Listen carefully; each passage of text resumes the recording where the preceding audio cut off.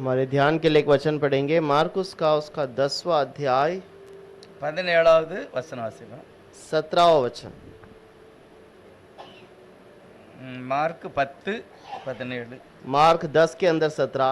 பின்பு அவர் புறப்பட்டு வழியிலே போகையில் ஒருவன் ஓடி வந்து அவருக்கு முன்பாக முழங்காற்படியிட்டு, நல்ல போதகரே, நித்திய ஜீவனை சுதந்தரித்துக் கொள்ளும்படி நான் என்ன செய்ய வேண்டும் என்று கேட்டான். जब वह वहां से निकलकर मार्ग में जा रहा था तो एक मनुष्य उसके पास दौड़ता हुआ आया और उसके माँ आगे घुटने टेक कर उससे पूछा, हे उत्तम गुरु, अनंत जीवन की अधिकारी होने के लिए मैं क्या करूं? Praise the Lord. ஒரு மனிதன் ஓட்டமா ஓடி வந்து ஆண்டவருடைய சமூகத்துல அவன் முழங்கால் படியிட்டு கேட்கிற ஒரு கேள்வி. और एक मनुष्य दौड़ के आकर उत्तम जो नित्य जीवन के अधिकार के लिए क्या करना है करके पूछता है. நல்ல போதகரே அப்படின்னு கேட்கான். वो कहता है उत्तम गुरु. ஆனா 18வது வசனம் சொல்கிறது, लेकिन 18वां वचन में कहता है, यीशु ने उससे कहा, நீ என்னை நல்லவன் என்று சொல்வானே, तू मुझे उत्तम क्यों कहता है? தேவன் ஒருவரை தவிர ஒருவனும் நல்லவன் இல்லை. कोई उत्तम नहीं, केवल एक अर्थात परमेश्वर. Praise the Lord. Hallelujah. Hallelujah.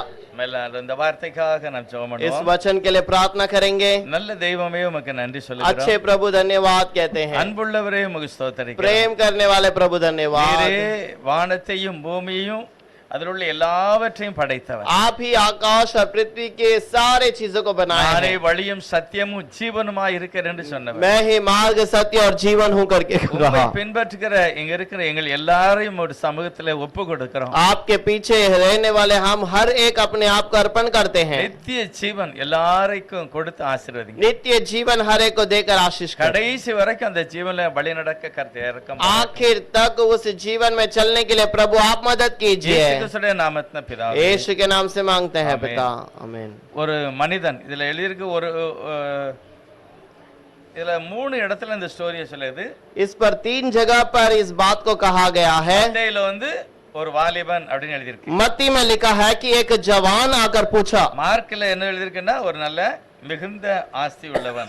Mark में लिखा है कि एक धनी व्यक्ति நல்ல வந்து ஒரு நல்ல பணக்காரன். और एक धनी व्यक्ति है. மார்க் 10:22 அடி போட்டிருக்கு. मार्क 10:22 में इस प्रकार से लिखा அவன் है. மிகுந்த ஆஸ்தி உள்ளவனாய் இருந்தபடியினால் அப்படின்னு போட்டிருக்கு. और वहां पर लिखा है कि वह बहुत ही धनी था. லூக்கா 18:18 வந்து ஒரு தலைவன் அப்படின்னு போட்டிருக்கு. लोक 18:18 के अंदर कहा गया है कि एक अधिकारी.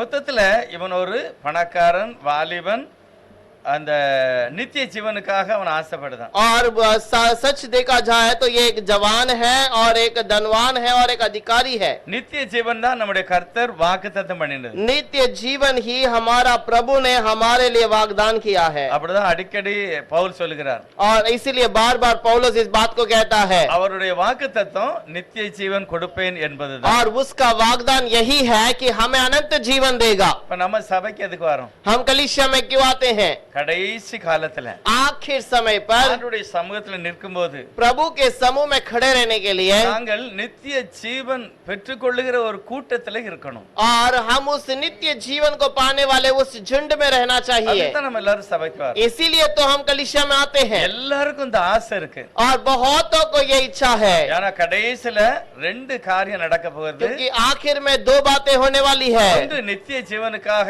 ஒரு கூட்டம், एक नित्य जीवन के लिए एक झुंड है. இன்னொன்னு நித்திய அழிவுக்காக ஒரு கூட்டம். और दूसरा नित्य नाश होने के लिए एक झुंड है. இந்த நித்திய ஜீவன் எங்க கிடைக்கிறது? ये नित्य जीवन कहाँ पर मिलता है? என்ன செய்தா நமக்கு கிடைக்கும்? क्या करेंगे तो हमें दिया जाएगा? அந்த வாலிபனை பாத்தீங்கன்னா इस जवान को यदि देखें, இயேசுவை பார்த்தான், यीशु को इसने देखा ஓட்டமா ஓடுதான், और दौड़ कर गया தெருவுல பாருங்க முழங்கால் படியிட்டு और बीच सड़क पर घुटने में आ चुका है. நல்ல எனக்கு ஒரு நித்திய ஜீவனை நான் சுதந்திரிக்கணும், எனக்கு வேணும் அது और मुझे उत्तम जो अनंत जीवन चाहिए அப்படின்னு அவர்கிட்ட கேட்கான்.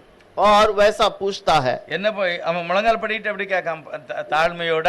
और घुटने में आकर नम्रता से पूछता நல்ல है. போதகரே, वो कहता है उत्तम गुरु, அப்போ இயேசுவானவரை வந்து எப்படிதான் பார்க்கறான்? अब वो यीशु को कैसे समझता है? ஒரு மனிதனாக, एक मनुष्य के रूप में, அல்லது ஒரு சாதாரண ஒரு பரிசுத்தவானாக. और एक साधारण पवित्र इंसान के रूप में।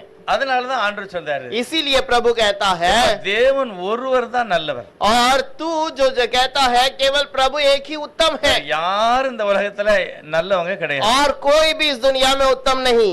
என்ன அர்த்தம்? इसका मतलब क्या? நிறைய பேர் விளக்கம் கொடுக்காங்க. बहुत सारे लोग उसका अर्थ बताते இயேசு हैं। சொன்னார் நான் நல்லவன் இல்லன்ட்டாரு. यीशु ने कहा कि मैं उत्तम नहीं हूँ, அதனால இயேசுவானவர் நல்ல ஆளு கிடையாது. और इसलिए यीशु मसीह एक सही व्यक्ति नहीं है, तो उत्तम नहीं है, அவரை வணங்குவதற்கு நம்ம கூடாது. और हमें उसे नमन नहीं करना चाहिए। தேவனை தான் நம்ம வணங்கணும். हमें परमेश्वर को नमन करना है, இது யெகோவா விட்னஸ்காரங்க சொல்லுது. ऐसे यहोवा विटनेस वाले कहते நிறைய हैं। கிறிஸ்தவங்களும் சொல்லுதாங்க. बहुत सारे मसीहा के लोग कहते हैं। இயேசு என்ன சொல்கிறாரு? यीशु क्या कहता है? தேவன் ஒருவர் தான் நல்லவர். केवल प्रभु एक ही उत्तम है। அப்ப இவன் இயேசுவானவர் என்னதான் சொல்லணும்? अब यीशु मसीह को ये क्या कहना चाहिए? நல்ல தேவனே, நல்ல கர்த்தாவே, எனக்கு நித்திய ஜீவன் வேணும். अच्छे प्रभु, अच्छे परमेश्वर, मुझे एक अच्छा अनंत जीवन चाहिए। நல்ல நான் வார்த்தை புரியும் போது நான் புரிந்து கொள்ளும். और इसे अच्छे से समझने के समय पर हमें पता चलता है। யோவான் 1வது அதிகாரத்துல यूहन्ना का पहला अध्याय के अंदर, தீர்க்கதரிசியை போல யோவான் ஸ்நானகன் ஊழியம் செய்கிறார். और यूहन्ना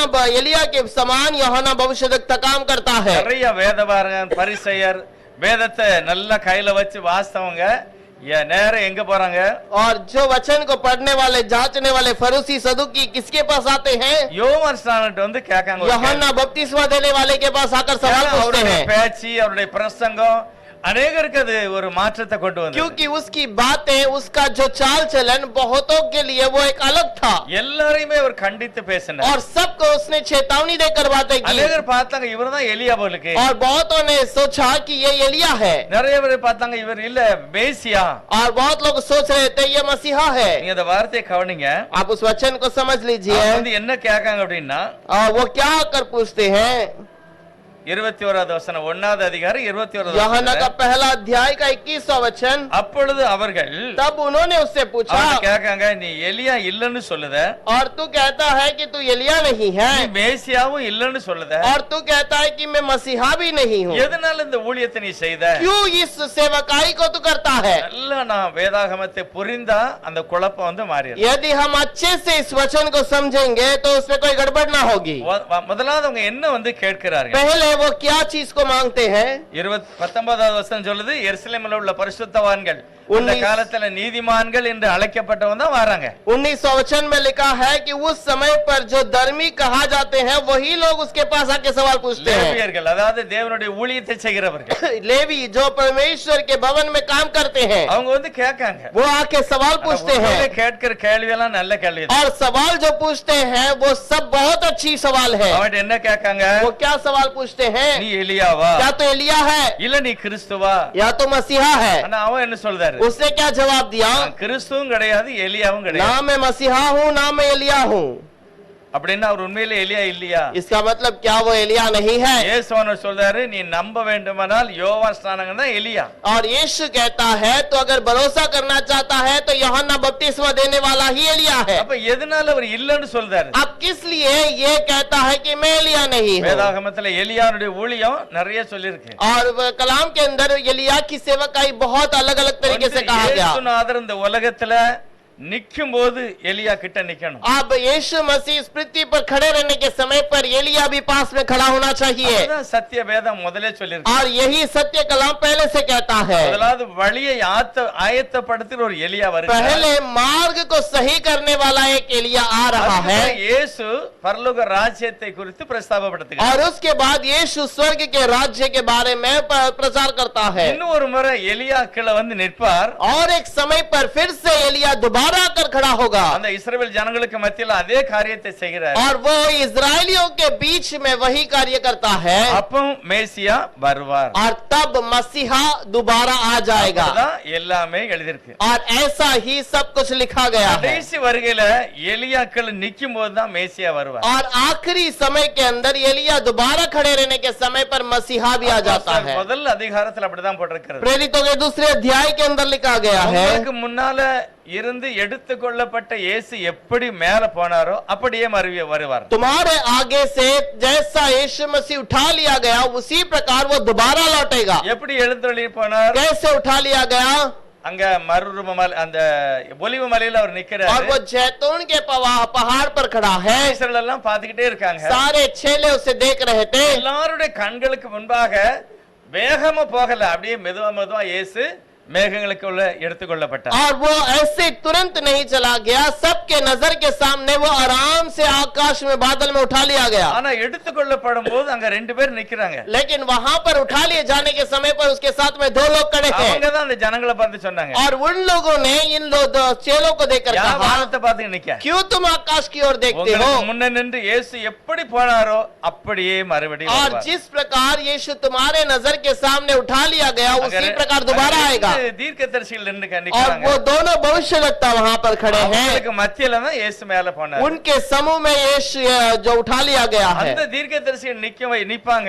और वहां पर वो जो भविष्यवक्ता खड़े हैं, அப்பதான் இயேசு திரும்ப வரப்போறார். और तब ही यीशु दोबारा भी आएगा। அப்ப இவங்க என்னத்தை अब எதிர்பார்க்கறாங்க? ये लोग क्या इंतजार करते हैं? கடைசில மேசியாவினுடைய வருகை எதிர்பார்க்கிறாங்க. आखिर में मसीहा का सेवकाई को इंतजार करते हैं। ஆண்டவருடைய ஊழியத்துல நிறைய அடிக்கடி சொல்லப்பட்ட வார்த்தை, और प्रभु की सेवकाई में बार बार कहे जाने वाली एक शब्द தேவனுடைய है, ராஜ்யத்தை குறித்து பேசினார். परमेश्वर के राज्य के बारे में कहा गया। எல்லாரும் ராஜ்யத்தை எதிர்பார்த்தாங்க. सारे लोगों ने उसके राज्य का इंतजार किया, ஆனா அது இயேசு மூலமா நடக்கும் அப்படிங்கறத அவங்க நம்பல. लेकिन वो यीशु के द्वारा पूरा होगा इस बात को उन्होंने भरोसा नहीं की। இதை உறுதிப்படுத்ததான் முதலாவது எலியாவினுடைய அபிஷேகத்தோட யோவான் ஸ்நானன் பேசுகிறார். और इसको स्थिर बनाने के लिए ही एलिया के रूप में भविष्यवक्ता ने बातें की।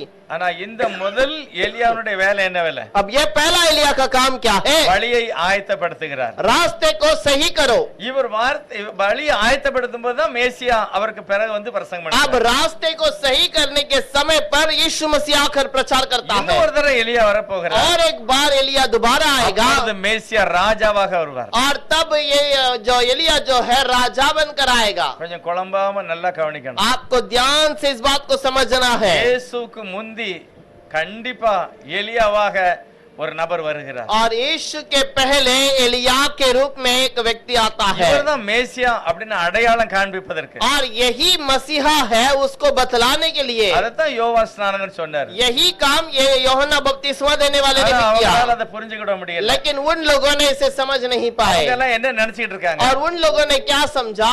இயேசுவானவருடைய வருகை எதிர்பார்த்தாங்க. और यीशु मसीह के आगमन का इंतजार किए, அவருடைய ஊழியத்தை எதிர்பார்த்தாங்க. उसकी सेवकाई का इंतजार किया, அவருடைய சிலுவை மரணத்தை அவங்க எதிர்பார்க்கவே இல்லை. लेकिन उसके क्रूस के उस मरण को उन्होंने इंतजार न किया அவருடைய था। பாடு வேதனை துக்கம் 53வது ஏசாயால எழுதப்பட்ட வார்த்தைகளை அவங்களுக்கு புரியவே இல்லை. और एशाया 53 में लिखा हुआ यीशु मसीह के दुख और बोझ उठाने के, क्रूस उठाने के उस संकट के बारे में उनको समझ नहीं आई। அவங்க என்ன நினைச்சாங்க? उन्होंने क्या सोचा? எலியா வருவார், एलिया आएगा, மேசியா வருவார், मसीहा आएगा, எல்லா விரோதிகளையும் எருசலேம் விட்டு தள்ளிடுவாரு, सारे विरोधियों को यरूशलेम से दूर करेगा, இயேசு ராஜாதி ராஜா மாறிடுவார், यीशु राजाओं का राजा बनकर रहेगा, உலகத்தையே ஆளுவோம், और हम दुनिया पे राज्य करेंगे। 1000 வருஷ அரசாட்சி நடக்கும்.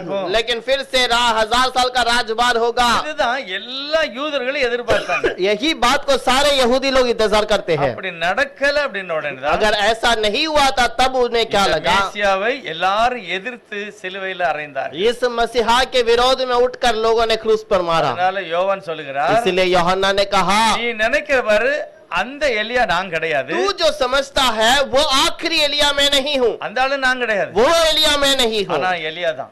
लेकिन मैं एलिया हूँ।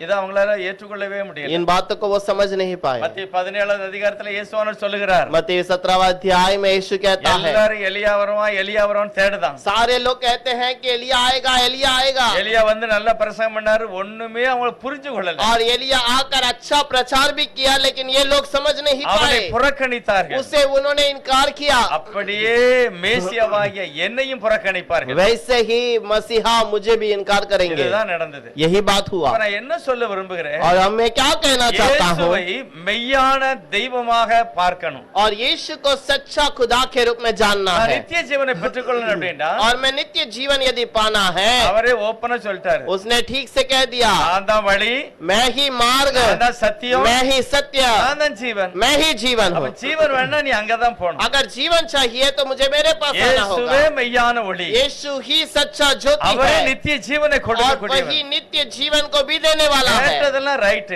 और सवाल सही था, அடையாளம் கண்டுபிடிச்சா ரைட் தான். और जो उसको पहचाना वो भी सही ஆனா था, அந்த இயேசுவை ஒரு மனிதனாக பார்த்தான் பாருங்க, அதுதான் தவறாய். लेकिन यीशु को एक मनुष्य के रूप में देखा, इसीलिए वो गलत है। அதனால இயேசு சொல்றாரு, நல்லவன் யாருடா? தேவன் ஒருவர் தான் நல்லவன். उत्तम एक ही है, केवल यीशु ही, पर प्रभु ही उत्तम है। அது நானு நீ புரிஞ்சாதான் உனக்கு ஆசீர்வாதம், இல்லன்னா இல்ல. और वो प्रभु मैं हूँ करके तू जान लेगा तो तेरे लिए आशीष है। சரி, இப்ப நித்திய ஜீவன் எப்படிதான் கிடைக்கும்? अब नित्य जीवन को कैसे ही पाना है? இவனுடைய 3 இடத்துல உள்ள பாத்தீங்கன்னா, अगर तीनों जगह पर जहाँ पर इसके बारे में அவர் कहा சொல்ற गया, நியாயப்பிரமாணம் உனக்கு தெரியுமா? क्या तुझे व्यवस्था पता है?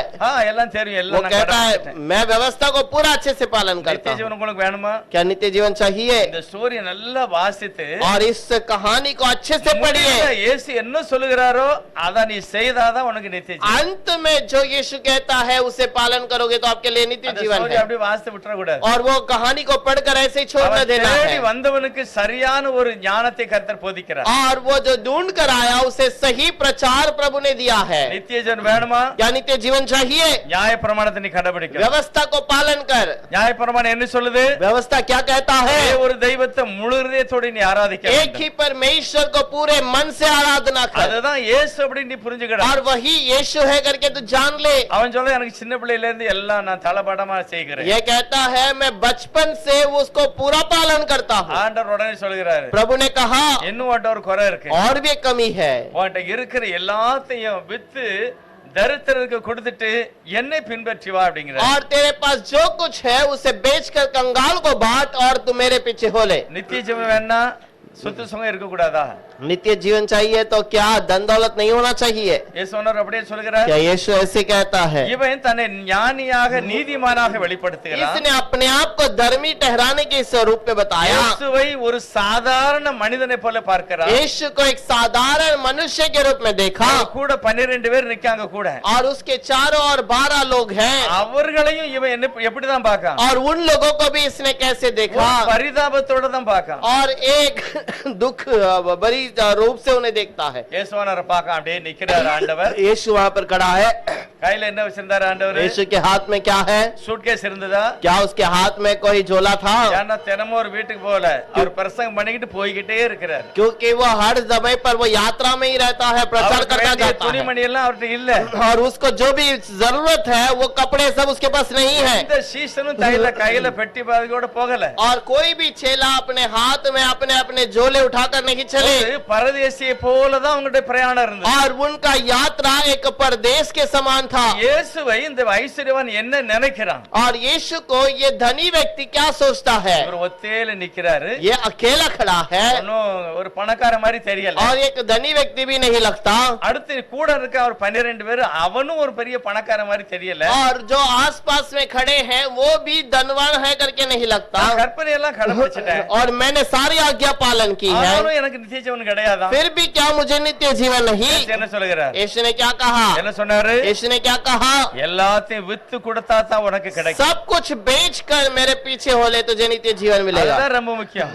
और यही मुख्य है, எல்லாத்தையும் வித்தா மட்டும் போதாது, सबको बेच डालेंगे तो काफी नहीं है, என் பின்னாலே நீ வரணும். और तुझे मेरे पीछे भी आना होगा। ஹல்லேலூயா. हालेलुया। நித்திய ஜீவன் எப்படி கிடைக்கும்? नित्य जीवन कैसे मिलेगा? எல்லாத்தையும் விட்டுட்டு और सब कुछ बेचने के बाद இயேசுவுக்கு பின்னால நீ போனாதான் உனக்கு நித்திய ஜீவன். यीशु के पीछे चलोगे तो ही नित्य जीवन है। இப்ப அவன் யோசிக்கிறான், अब वो सोचता है, இந்த ஐஸ்வர்யம் உள்ளவன் और बहुत धनवान है, எல்லாத்தையும் விட்டுறணுமா? सब कुछ बेच डालना இவனுக்கு है, பின்னால நான் போனா எனக்கு நித்திய ஜீவன். अब इसके पीछे जाऊंगा तो मुझे नित्य जीवन मिलेगा। ஆண்டவர் அப்படி ஒரு பெரிய ஆளு மாதிரி தெரியல. ये तो बड़ा धनवान तो नहीं लगता, 11 பேர் 10 பேரும் அப்படி தெரியல. और ये 10 भी उसके साथ में जो चलते हैं वो भी धनवान नहीं है। எல்லாத்தையும் விட்டுட்டு இவரு கூட போனா எப்படி இருக்கும்? अगर मैं भी सब कुछ बेचकर यदि इसके पीछे चलूं तो कैसा होगा? இந்த 10 பேர் இந்த 12 பேர் மாதிரி தான் நானும் இருப்பேன். இருப்பேன் मैं भी इन 12 चेलों के समान हो जाऊंगा, பிச்சைக்காரனை போல ஆயிருவேன் एक गरीब व्यक्ति के समान ஒரு हो जाऊंगा, தரித்திர போல ஆயிருவேன் एक कंगाल के समान हो அது जाऊंगा। எனக்கு தேவையில்லை वो मुझे जरूरत नहीं, இந்த நித்திய ஜீவன் எனக்கு வேண்டாம் ये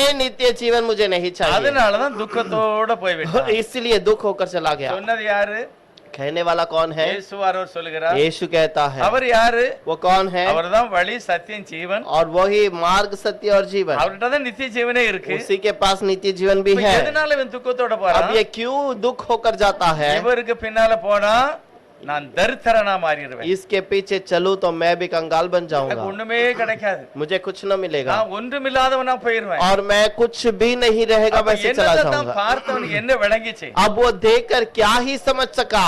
என்ன விளங்கிச்சவனுக்கு उसको क्या समझ आया? ஒண்ணுமே விளங்கல उसको कोई बात समझ नहीं आया, அதனாலதான் அவன் சத்தம் காட்டாம வீட்டை பார்த்து போயிட்டான் इसीलिए वो चुपचाप घर लौट गया। ஆனா பேதுரு ஒரு நாள் சொல்கிறார் लेकिन पतरस एक दिन कहता है, ஆண்டவரே நாங்க எல்லாத்தையும் விட்டுட்டு எங்க அம்மா அப்பாவை எங்களோட தொழில் படகு வலை எல்லாத்தையும் விட்டுட்டு உமக்கு பின்னால நாங்க வாரோம் यीशु मसीह मैं सब कुछ बेचकर आपके पीछे हो लेता हूँ, எங்களுக்கு என்னதான் கிடைக்கும் मुझे क्या मिलेगा? இயேசுநாதர் என்ன சொன்னாரு यीशु ने क्या जवाब दिया? எனக்கு பின்னால வருகிற உனக்கு और मेरे पीछे चलने वाला तुझे, மார்க் 10வது அதிகாரத்தில் சொல்லுகிறது मार्क 10वां अध्याय में कहा गया है 28வது வசனம் और 28वां वचन, அப்பொழுது பேதுரு அவரை நோக்கி और तब पर मैं पतरस ने उसे देखकर पूछा, இதோ நாங்கள் எல்லாவற்றையும் விட்டுட்டு உங்களுக்கு பின்னால வாரோம் ஐயா எங்களுக்கு என்ன கிடைக்கும் देख हम तो सब कुछ छोड़कर तेरे पीछे हो लेते हैं, हमें क्या मिलेगा? எத்தனை பேர் போறாங்க அப்படியே ஏழாவது முன்னால कितने लोग यीशु के पीछे से चलते हैं? எல்லாத்தையும் விட்டுட்டு இயேசுக்கு பின்னால सब कुछ போறாங்க छोड़कर यीशु के पीछे चलते हैं। ஆண்டவர் சொல்லுகிறார் यीशु कहता है,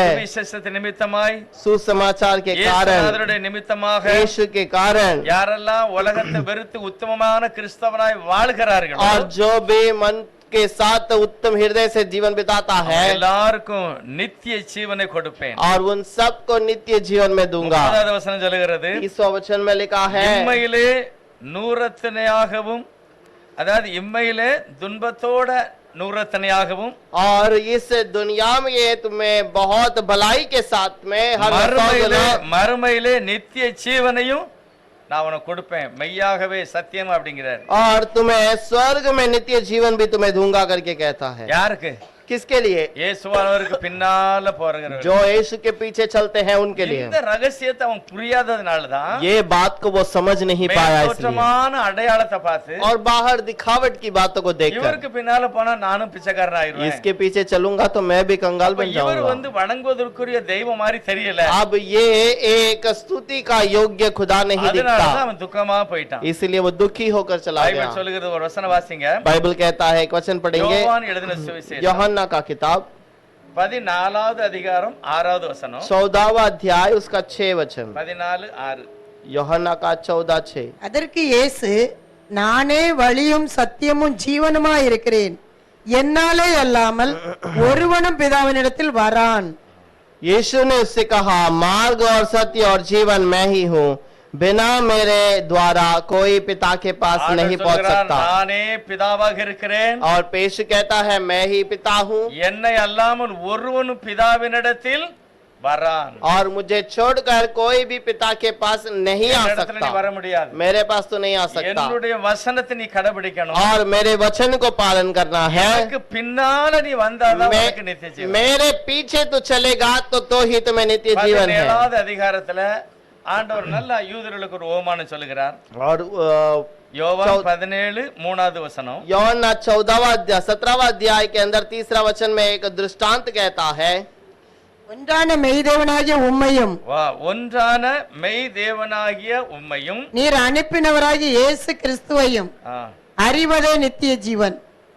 और अनंत जीवन यह है कि तुम एकमात्र सच्चे परमेश्वर को और यीशु मसीह को जिसने भेजा है जानो।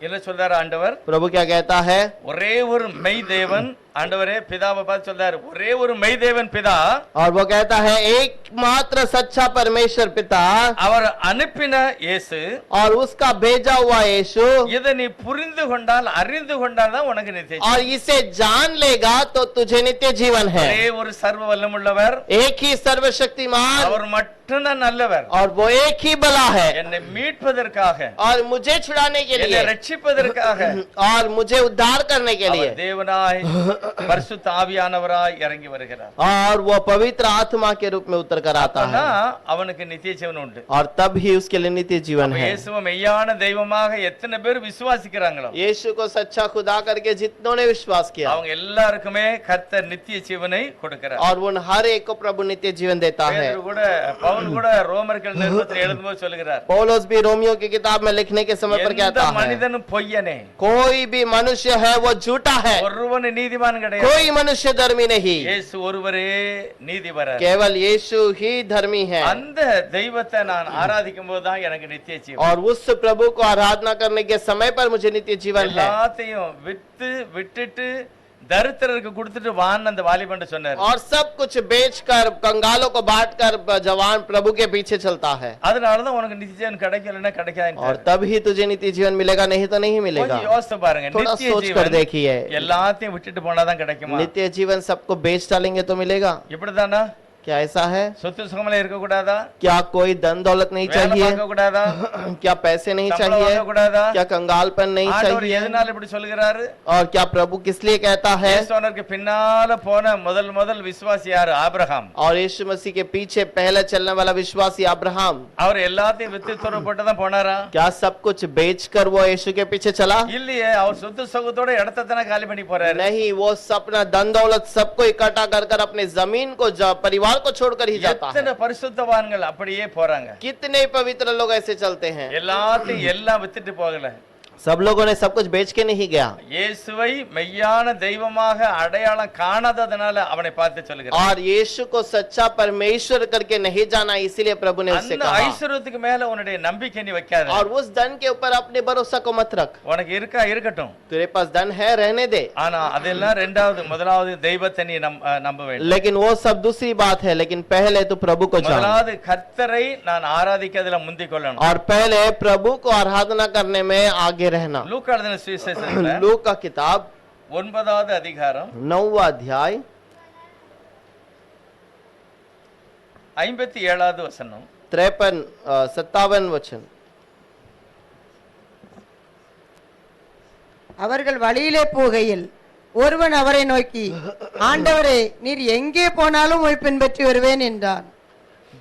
जब वे मार्ग में जा रहे थे तो किसी ने उससे कहा, जहां जहां तू जाएगा मैं तेरे पीछे हो लूंगा। இதுல ஒரு மனுஷன் சொல்றான், தன்னாலே வந்து சொல்றான், ஆண்டவரே நான் உமக்கு பின்னால வருவேன். यहाँ पर एक व्यक्ति आकर कहता है, प्रभु मैं तेरे पीछे चलूंगा। பின்னால போனா என்ன கிடைக்கும்? पीछे चलेंगे तो क्या मिलेगा? இயேசுவுக்கு பின்னால போனா என்ன கிடைக்கும்? यीशु के पीछे चलते जाएंगे तो क्या मिलेगा? நித்திய ஜீவன் கிடைக்கும். नित्य जीवन मिलेगा। அதனால தான் சொல்றான், ஆண்டவரே நீர் எங்க போனாலும் சரி நான் கூடவே வரேன். और इसीलिए ये कहता है, प्रभु तो कहीं पर भी जाएगा तो वहां पर मैं चलूंगा। உடனே ஆண்டவர் சொல்றாரு, यीशु कहता है, என்ன சொல்றாரு தெரியுமா? और क्या कहता है? நரிகளுக்கு குழிகள் இருக்கு, और वो कहता है, लोमड़ियों का जो लोमड़ियों के लिए बट है, ஆகாயத்து பறவைகளுக்கு கூடு இருக்கு, और आकाश के पक्षियों के बसेरे होते हैं, மனுஷகுமாரனுக்கோ தலை சாய்க்க இடம் இல்லை. लेकिन मनुष्य के पुत्र को सिर रख धरने की भी जगह नहीं है। இப்போ அவர் சொல்றார், நான் யார் தெரியுமா? अब वो कहता है, क्या तू जानता है कौन हूँ मैं? நான் யாரு? मैं कौन हूँ? உலகத்துல படைக்கப்பட்ட எல்லாத்துக்கும் ஒவ்வொரு இடம் இருக்கு, और दुनिया में बनाया गया सबके लिए एक स्थान है, ஆனா எனக்குன்னு ஒண்ணு இல்ல அப்படின்ட்டு. लेकिन मेरे लिए इस दुनिया में कोई स्थान नहीं। உலக பிரகாரமா பார்க்கும்போது ஆண்டவருக்குன்னு ஒரு காரியத்தை அவர் உருவாக்கி வைக்கல. और दुनिया के रीति से देखा जाए तो प्रभु ने अपने लिए इस दुनिया में कुछ नहीं रखा, ஆனா அப்படி இல்லட்டாலும் இந்த மனுஷன் போறதுக்கு அவனாதான் வாரான். लेकिन वो नहीं रखने के बावजूद भी ये मनुष्य खुद से भागता है। இவன் ஆண்டவர் கூப்பிடல, இவனே சொல்ல, ஆண்டவரே நான் உனக்கு பின்னால வரேன். प्रभु ने नहीं बुलाया, लेकिन ये खुद से कहता है, प्रभु मैं तेरे पीछे हो लूं। ஆனா ஆண்டவர் அவனை பார்த்து சொல்றாரு, प्रभु ने उससे कहा, உன்னுடைய இருதயம் சரியில்லைப்பா, और तेरा हृदय सही नहीं है, தனி வாழ்க்கையில நீ சரியில்லை, तेरा अकेलापन का जीवन सही नहीं है, உன்னுடைய இருதயத்துல நறுக்கி இடம் இருக்கு, और तेरे हृदय में जो लोमड़ियों का बट है, ஆகாயத்து பறவைக்கு கூடலாம் இருக்கு, आकाश के पक्षियों के लिए घोंसले तेरे हृदय में है, குமாரனுக்கு பரிசுத்த ஆவியானவருக்கு உன்கிட்ட இடமே இல்ல. लेकिन मनुष्य के पुत्र तेरे मन में रहने के लिए जगह ही नहीं है। இத கேட்ட உடனே அப்படியே போயிட்டான், ये सुनते ही वो तो लौट गया, வாரேன்னு சொன்னவன் போயிட்டான். जो आएगा पीछे चलूंगा करके कहा वो चला गया। சொல்லுகிறது, अगला वचन में लिखा है, வேற ஒரு வாரம் और एक वचन व्यक्ति कहता है, அவன் வந்து அவருக்கு முன்னால சொல்றான், और वो आकर कहता है, ஆண்டவரே எங்க அப்பா ரொம்ப சீரியஸா இருக்காரு, हे प्रभु मेरा पिता बहुत ही दुविधा में है, ஒரு மாசமா 2 மாசமா இறந்து போயிருவாரு, वो 1 महीना या 2 महीने में मर जाएगा, சாதாரண தெரியாது कब எனக்கு, मरेगा पता नहीं, நான் அடக்கம் பண்ணிட்டு அந்த வேலையெல்லாம் முடிச்சிட்டு உங்களுக்கு பின்னால நான் और வருகிறேன், जब वो मर जाएगा उसे दफन कर कर फिर मैं तेरे पीछे चलूंगा। கண்டிப்பா நித்திய ஜீவன் வேணும் அப்படிங்கிற மாதிரி தான் அவன் और கேட்கிறான். वो ऐसा पूछता है, मुझे नित्य जीवन जरूर चाहिए। ஆண்டவர் சொல்கிறார், மரித்தோரை தங்கள் மரித்தோர் அடக்கம் பண்ணட்டும். और प्रभु ने कहा जो मरे हैं वो मरे हुओं को दफन करें। யார் மரித்தது? कौन मरा हुआ है? இயேசுவை இரட்சகராக யார் ஏற்றுக்கொள்ளலையோ அவங்க எல்லாம் செத்து போனவர்கள். और यीशु को जो स्वीकार नहीं करते वो मरे हुए हैं। அவர்கள் ஆதாமுக்குள்ளாக மரணத்தில் அன்றைக்கே செத்து போனவங்க. और वो आदम के अंदर उसी समय पर मर गए हैं। மரணம்னா என்னது? मरण क्या है? தேவனை விட்டு பிரிந்து போகிறது, प्रभु से हमें अलग किए जाना, அந்த பரிசுத்த நேமத்தை விட்டு பிரிஞ்சு நிற்கிறது. और परमेश्वर के पवित्र स्थान से अलग किए जाना। வாலிபனை பார்த்து சொல்றாரு, ये जवान को देखकर कहता உங்க है, அப்பா பரிசுத்தத்தை விட்டு விலகி இருக்கிறார், तेरा पिता पवित्रता से दूर हो चुका है, ஜனஜனம் பரிசுத்தத்தை விட்டு நீங்க இருக்கு, तेरी संतान भी जो है वो पवित्रता से दूर हो गई है, செத்து போனவங்க, वो सब मरे हुए हैं। அவன் செத்து போன பிறகு அந்த செத்து போனவன் அடக்கம் பண்ணுவான். और वो मरे हुए को दफन करने दे, நீ என்னை பின்பற்றி வா. लेकिन तू मेरे पीछे चल। ஆனா அவனுக்கு அது இஷ்டமே இல்லை, लेकिन उसे वो पसंद नहीं आया, அவனும் போயிட்டான். वो चला गया। அடுத்த வருஷம் வர 61வது வசனத்துல 61वां अध्याय में एक वचन व्यक्ति आता है,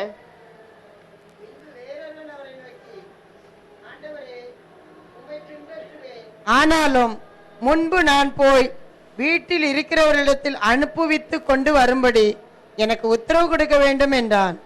एक और ने भी कहा, हे प्रभु मैं तेरे पीछे हो लूंगा, पर मुझे पहले जाने दे कि अपने घर के लोगों से विदा ले पाऊं।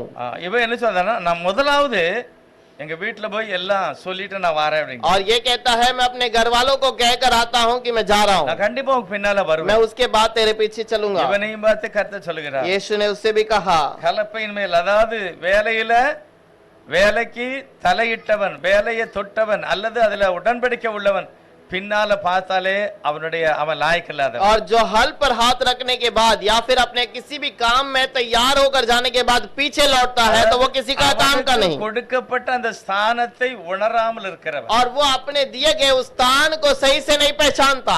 நம்மள யாரு? हम सब कौन है? கிறிஸ்தவர்கள். और हम सब मसीहा के हैं। கிறிஸ்தவர்கள் என்ன செய்யணும்? मसीहा के लोग क्या करना है? கிறிஸ்தவங்களுக்கு என்னதான் செய்யணும்? और मसीहा के लोगों को क्या करना है? நம்மள யாரு? हम सब कौन है? தேவனால் அழைக்கப்பட்டவர்கள், தெரிந்து கொள்ளப்பட்டவர்கள், தேவ சமூகத்துல வந்திருக்கிறோம். प्रभु के समूह में उसके और बुलाए गए हैं, उसे चुने गए हैं, हम उसके समूह में आए हैं। நான் சாட்சிகளாக இருக்கணும்னு கர்த்தர் சொல்கிறார். प्रभु कहता है कि हम गवाही में बने रहें। நீங்க தான் வெளிச்சம் உலகத்துக்கு, तुम ही दुनिया के उजियाले हो, நீங்க தான் உப்பா இருக்கணும். और तुम कोई नमक बनना है। இத நீங்க சரியா செய்யும் போதுதான் உலகமே உங்களை பார்த்துட்டு என்னை மகிமைப்படுத்தும். और ये सब सही से करोगे तो तुम्हें देखकर दुनिया मुझे महिमा இந்த करेगी। காரியத்தை நம்ம செய்யல அப்படின்னா अगर इस बात को हम नहीं करते, நம்மளும் அப்ப என்ன, தெய்வத்துக்கு பின்னால நம்ம போகல, हम भी प्रभु के पीछे नहीं चलते, நம்மளும் அலசடிப்படுகிறவர்களா இருக்கிறோம். हम सब यहाँ वहाँ भटकने वाले बन ஒரு जाते हैं। கிறிஸ்தவ எப்படி என்ன செய்யணும்? मसीहा के लोग क्या करना ஒரு है? ஊழியக்காரர் சொல்றாரு, एक सेवक कहता है, 1 மணி நேரம் கூட ஜெபம் பண்ணலன்னா அவன் கிறிஸ்தவனே இல்ல அப்படிங்க. अगर 1 घंटा एक व्यक्ति प्रार्थना नहीं करता तो वो मसीहा का है ही नहीं। இது ஒரு பெரிய பாஸ்டர் சொல்றாரு, அவங்க சபையை பார்த்து. और वो एक बड़ा पास्टर अपने कलीसिया को देखकर कहता है, நான் உங்களுக்கு சொல்றேன், ஒரு 1/2 மணி நேரம் கூட நம்ம ஜெபம் பண்ணல அப்படின்னா मैं आपसे कहता हूँ अगर आधा घंटे भी हम प्रार्थना नहीं कर सकते, நம்ம எப்படி நம்ம தேவனை பின்பற்றுகிறோம் அப்படின்னு சொல்ல முடியும்? हम कैसे कह सकते हैं कि हम प्रभु का पीछा करते हैं? நாம் தேவனை பின்பற்றல, हम प्रभु का पीछा नहीं करते, தேவனுக்கு பின்பற்றவே இல்ல. हम प्रभु का पीछा करते ही नहीं। நம்ம பின்பற்றுறது நினைச்சுக்கிட்டோம், हम समझते हैं कि हम उसके पीछे चलते हैं, அவரை நாம் புரியவே இல்ல. लेकिन हमने उसे समझा ही नहीं। தேவன் யாருன்னு எனக்கு தெரியல. और प्रभु कौन है करके मैं नहीं இயேசு जानता। கிறிஸ்துக்குள்ள சத்தியம், வழி, ஜீவன் எல்லாம் அவர்கிட்ட தான் இருக்கு அதுவும் நமக்கு தெரியல. यीशु मसीह के अंदर ही मार्ग सत्य जीवन है, ये भी हम नहीं समझते। அவர் ஏதோ ஒரு பெரிய தலைவன் மாதிரி, और वो एक कोई तो एक अधिकारी है, ஒரு தீர்க்கதரிசி மாதிரி, एक भविष्यवक्ता के समान। இப்படி புரிதறவங்க தான் நித்திய ஜீவனை பெற்றுக்கொள்ள முடியும். ऐसे लोग ही नित्य जीवन को नहीं पाते हैं। வேதாகமத்துல பாருங்க, இப்ப நம்ம அவன் வந்து கேட்ட கேள்விக்கு ஆண்டவர் எப்படி பதில் சொல்லுங்க? कलाम के अंदर देखिए, उसने जब सवाल पूछा तो प्रभु ने क्या जवाब दिया? கேள்வி கேட்டா, उसने क्या सवाल पूछा? நித்திய ஜீவன் வேணும்। है प्रभु मुझे नित्य जीवन चाहिए। கடைசில தெய்வம் கொடுத்த உத்தரவு என்னது? और प्रभु आखिर में देने वाला उसकी उत्तर क्या है? நித்திய ஜீவன் வேணும், என்ன செய்யணும்? नित्य जीवन चाहिए तो क्या करना है? என்ன செய்யணும்? என்ன சொன்னாரு அவரு? प्रभु ने क्या कहा, क्या करना है? என்ன செய்யணும்? क्या करना है? எல்லாத்தையும் வித்துட்டு, सब कुछ बेचकर, ஏழைகளுக்கு கொடுத்துட்டு, कंगालों में बांटकर எனக்கு பின்னால வா அப்படின்ட்டு। मेरे पीछे चलना। இன்னொருத வந்து மறைமுகமா ஆண்டவர்ட்ட ஒரு கேள்வி கேட்காம பாரு। और एक व्यक्ति चुप चुप कर आकर प्रभु से एक वचन को पूछता है। வாசிக்கும் போதே கேள்வி எழும்பணும்। हम जब वचन पढ़ते हैं तो हमें सवाल उठना चाहिए, இல்ல அப்பதான் புரிய வேதம்। तब ही हमें अच्छा से समझ में आएगा। அதிகாரம் யோவான்ல यूहन्ना का 3रा अध्याय, ஒருத்தன் வந்து என்ன கேள்வி கேட்கான், இயேசு என்ன பதில் சொல்லுகிறார் பாருங்க। ये उस व्यक्ति ने यीशु से क्या सवाल पूछा और यीशु ने उसको उत्तर क्या दिया है। அவன் என்ன கேட்கான்? वो क्या सवाल पूछता है? அதாவது முதல் வசனம் சொல்லுகிறது, पहला वचन में लिखा है, யூதர்களுக்குள்ளே அதிகாரியான நிக்கோதேமு என்னப்பட்ட பரிசேயன் ஒருவன் இருந்தான்। फरीसियों में निकोदेमुस नामक एक मनुष्य था जो यहूदियों का सरदार था। அவன் ராக்காலத்திலே அவன் யாரு? वो कौन है? நல்ல உயர்ந்த பதவியில இருக்கிறான்। वो एक उच्च अधिकारी है। எங்க? கவர்மெண்ட்ல இல்ல, वो कोई சபையில। गवर्नमेंट में नहीं बल्कि कलीसिया का मुख्य व्यक्ति है। சபையில நல்ல ஒரு அதிகாரம் உள்ள ஒரு ஊழியக்காரர்। परमेश्वर के भवन के अंदर एक मुख्य व्यक्ति है। பரிசேயன்னா யாரு? और फरीसी कौन है? சதுசேயன்னா யாரு? सदुसी कौन है? சதுசேயன்னா சத்தியத்தை ஏற்றுக்கொள்ளாதவன்। और सदुसी जो है वो सत्य को स्वीकार नहीं करता। பரிசேயன் என்றால் சத்தியத்தை ஏற்றுக்கொண்டவன்। और फरीसी जो है वो वचन को, सत्य को स्वीकार करता அப்ப है। நிக்கோதேமு எப்படிப்பட்ட ஆளு? अब निकोदेमुस कैसा है? சத்தியத்தை விசுவாசிக்கிறவன், और सत्य को विश्वास करने वाला, ஒரு உத்தம இருதயத்தோட ஊழியம் செய்கிற மனுஷன்। एक उत्तम हृदय से सेवकाई करने वाला। கேள்வியை நீங்க பாருங்க, और उसके जो सवाल को देखिए, அவன் கேட்ட கேள்விக்கு இயேசு கரெக்டா பதில் சொன்னாரா தப்பா சொன்னாரா நீங்க கவனிக்கணும்। और आप ध्यान से सुनिएगा कि यीशु ने उसके सवाल का जवाब कैसे दिया है। வாசிக்கலாம் இரண்டாவது வசனம்। दूसरा वचन पढ़ेंगे। அவன் ராக்காலத்தில் இயேசுவினிடத்தில் வந்து, ரபி, நீர் தேவனிடத்திலிருந்து வந்த போதகர் என்று அறிந்திருக்கிறோம், ஏனெனில் ஒருவனும் தன்னுடனே தேவன் இராவிட்டால் நீர் செய்கிற இப்படிப்பட்ட அற்புதங்களை செய்ய மாட்டான் என்றார்। उसने रात को यीशु के पास आकर उससे कहा, हे रबी, हम जानते हैं कि तू परमेश्वर की ओर से गुरु होकर आया है, क्योंकि कोई इन चिन्हों को जो तू दिखाता है यदि परमेश्वर उसके साथ ना हो तो नहीं दिखा सकता। எல்லாருக்கும் புரியுதா? क्या आपको समझ में आता है? அவன் என்ன கேட்கான் கேள்வி? उसने क्या सवाल पूछा? இயேசுவானவரை பார்த்தா, यीशु को देखा, ஆண்டவரே உண்மையிலே நீ நல்ல ஒரு போதகர், हे यीशु तू अच्छा सेवक है, உமக்கு கிடைச்ச இந்த அபிஷேகம் மேல இருந்து வந்திருக்கிறது। आपको जो अभिषेक मिला है ये स्वर्ग से आया है, தேவன் உங்க கூட இருக்கிறார், लेकिन प्रभु तेरे साथ है। அதனாலதான் உங்க ஊழியத்துல அற்புதம் நடக்கு, அடையாளம் நடக்கு, நல்லா உங்களுக்கு பிரசங்கம் பண்ணுதியா। इसीलिए तेरा सेवकाई में अद्भुत होता है, बहुत अच्छा प्रचार करता है। எத்தனை பேருக்கு புரியுது? நல்ல ஸ்டோரியை நம்ம புரிஞ்சோம்னா नित्य जीवन के நேராய் நடக்க முடியும்। कितने अच्छे से ध्यान से सुनिएगा, ये जो सेवकाई आपको ये बातें जो आपको समझ में आती है, இதே கேள்வியை உங்களை பார்த்து ஒரு ஆளு கேட்கல। यही बात को यदि आपको देखकर किसी मनुष्य ने ஒரு पूछा, சபையில போய் பிரசங்கம் பண்ணுதியா, आप एक कलीसिया में जाकर प्रचार करते हैं, கர்த்தரால் உங்கள் அபிஷேகம் பண்ணப்பட்டவர், प्रभु की ओर से आप अभिषेक किए गए தேவனுடைய हैं, ஆவிக்குரிய வரம் உங்ககிட்ட இருக்கு, प्रभु का आत्मिक वरदान आपके ऊपर है, இந்த வரம் அபிஷேகம் எல்லாம் உங்ககிட்ட இருக்கு, वो वरदान अभिषेक आपके ऊपर है। நீங்க போய் ஒரு சபையில பிரசங்கம் பண்ணுதியா, अभी आप एक कलीसिया में जाकर प्रचार करते हैं, பிரசங்கம் முடிஞ்ச உடனே சபையில உள்ள ஒரு ஆட்கள் வந்து சொல்றாங்க, प्रचार खत्म होने के बाद में एक व्यक्ति आकर आपसे कहता है, साहिल बहुत अच्छा है, साहिल நல்ல பையன், साहिल अच्छा लड़का है, நல்ல பிரசங்கம் இருந்தது, अच्छा प्रचार है। நான் ஒரு காரியம் புரிஞ்சுக்கிட்டேன், मैं एक बात समझ गया, ஆண்டவர் உன்னை ஊழியத்துக்கு அழைச்சிருக்கார், प्रभु ने आपको सेवकाई में बुलाया है, அபிஷேகம் இருக்க போய் தான் இந்த மாதிரி நீ பிரசங்கம் பண்ண, और आपके ऊपर अभिषेक है इसीलिए आप ऐसे प्रचार करते हैं। இப்படிதான் இயேசுவன்கிட்ட கேட்காங்க। ऐसा ही यीशु मसीह के पास आकर बताता है। साहिल क्या जवाब देगा? इसका जवाब क्या होगा? என்ன சொல்லுவான்? क्या जवाब है? இல்ல உங்க எல்லாரும் யோசித்து பாருங்க. आप अपने हर एक के बारे में सोच कर देखिए। நீங்க அபிஷேகம் பெற்றிருக்கீங்க, आपने अभिषेक पाया है, கர்த்தர் உங்களை ஊழியத்துக்கு அழைச்சிருக்கிறார், प्रभु ने आपको सेवकाई में बुलाया है, சபையில போய் சாட்சி சொல்லி பிரசங்கம் பண்ணுவீங்க, आप एक जगह पर जाकर प्रचार करते हैं, பிரசங்கம் முடிஞ்சிட்டு प्रचार खत्म हो गया எல்லாரும் உங்களை கை கொடுக்காங்க, और सब लोग वहां पर आपको हाथ मिलाते हैं। பிரதர் நல்ல பிரசங்கம் பண்ணீங்க, आपने अच्छा प्रचार किया भाई, தேவ ஆவி உங்களுக்குள்ள இருந்தது, அதனால தான் நல்ல பிரசங்கம் பண்ணீங்க। आपके अंदर प्रभु की आत्मा थी, इसीलिए तो आप अच्छे प्रचार किए। நீங்க என்ன சொல்லுவீங்க? आप क्या कहेंगे? என்ன பிரதர், யாரா வாயை திறந்து சொல்லுங்க, என்ன சொல்லுவீங்க நீங்க? कोई मुंह खोलकर कहिएगा, जवाब दीजिए। Praise the Lord. ஆமா பிரதர், கர்த்தர் ஸ்தோத்திரம்। हाँ भाई, प्रभु को धन्यवाद हो। இதத்தானே இயேசு சொல்லணும்। यही तो यीशु कहना चाहिए। இயேசு என்ன பதில் சொல்றார் பாருங்க। यीशु क्या जवाब देता है अगले वचन में देखें। இயேசு அவனுக்கு பிரதித்திரமாக, ஒருவன் மறுபடியும் பிரபாவிட்டால் தேவனுடைய ராஜ்யத்தை காண மாட்டான் என்று மெய்யாகவே உனக்கு சொல்லுகிறேன் என்றார்। நல்லா பிரசங்கம் பண்ணி இருக்கிறாரு, यीशु ने अच्छा प्रचार किया, நல்ல அற்புதம் செய்திருக்கிறாரு, अच्छा चिन्ह चमत्कार किया। பார்த்த நிக்கோதேமு, इसे देखने वाला निकोदेमस, பகல்ல வந்தா யாராவது என்னை பாத்துக்கிடுவாங்க, और दिन में आऊंगा तो कोई मुझे वहां पर देख लेगा, ஒரு பதவியில இருக்கேன், मैं एक अधिकारी हूँ, நான் ஒரு நீதிமான்னு எல்லாரும் சொல்றாங்க, और मैं एक धर्मी है करके लोग जानते हैं। உண்மையிலே நீதிமான் தான், जरूर मैं धर्मी हूँ, ஆனா இந்த இயேசுவை நான் பகல்ல பார்த்தா என்னைய தப்பா ஆக்கி நிக்கிறாங்க। लेकिन अगर यीशु को दिन में मैं मुलाकात करने आऊं तो लोग मेरे ऊपर गलत ஆனா देखेंगे। இயேசு நல்லவர், लेकिन यीशु भला है, அவருக்குள்ள அபிஷேகம் இருக்கு, उसके अंदर अभिषेक அற்புதம் है, செய்கிறார், वो अद्भुत करता है। அதனால தனியா போய் அவரை சந்திச்சு பிரைஸ் தி லார்ட் சொல்லிட்டு வரணும்। और ये रात में उसके पास जाकर चुपके से उसको धन्यवाद करके அந்த आता है। நல்ல नोकத்துல தான் अच्छे विचार के साथ நிக்கோதேமு வருகிறார், निकोदेमस जाकर पूछता है, பிரைஸ் தி லார்ட், भाई प्रेज द लॉर्ड, உங்களுடைய செய்தி எல்லாம் நான் கேட்டேன், आपका संदेश सुना, உங்களுடைய அற்புதத்தை பார்த்தேன், आपके अद्भुत को मैंने देखा। ஆண்டவரே உண்மையிலே தேவனுடைய ஆவி உங்ககிட்ட இருக்கு, हे प्रभु, तेरे ऊपर जरूर परमेश्वर की आत्मा है। இதுதான் நிக்கோதேமுடைய வார்த்தை। और यही निकोदेमस का वचन ஏசப்பா है। என்ன சொல்லணும்? यीशु क्या कहना பரவாயில்ல चाहिए? நிக்கோதேம், है भाई निकोदेमस, நீயாவது என்னை அடையாளம் கண்டுபிடிச்சிய, अच्छा हुआ तूने मुझे पहचान लिया। நீ சொன்னது ரைட் தான், तू जो कहता है सही बात है, கர்த்தருக்கு ஸ்தோத்திரம், प्रभु को धन्यवाद हो, அப்படின்னு சொல்லி இருக்கணும்। ऐसा जवाब देना चाहिए था। சொல்றாரு, लेकिन वो कहता है, என்ன சொல்ல தெரியுமா? उसने क्या उत्तर दिया? உனக்கு உணர்வு இல்லப்பா, और तू समझ नहीं रहा, நீ மறுபடியும் பிறக்கல, तू फिर से जन्म नहीं लिया, உலகத்தன மாதிரி இருக்கடா, तू दुनिया के लोगों के समान है, மறுபடியும் பிறக்கணும்। तू फिर से जन्म ले।